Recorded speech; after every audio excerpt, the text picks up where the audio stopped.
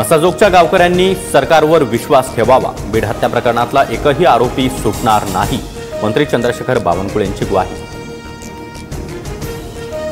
बीडच्या घटनेला मराठा विरुद्ध वंजारी रंग दिला गेला। वाल्मिक कुठे लपला हे पोलिसांना माहिती नव्हतं, याचं आश्चर्य। प्रकाश आंबेडकरांची टीका।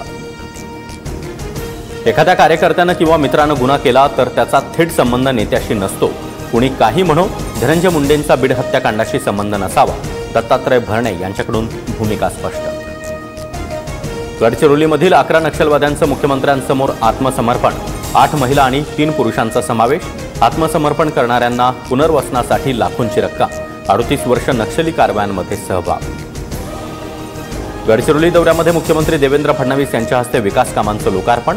अहेरी ते गर्देवाडा एसटी बस सेवेचा शुभारंभ। स्वातंत्र्याच्या 75 वर्षांनंतर गावामध्ये एसटीची बस धावली, तर नव्या हेलिपॅडचं देखील उद्घाटन।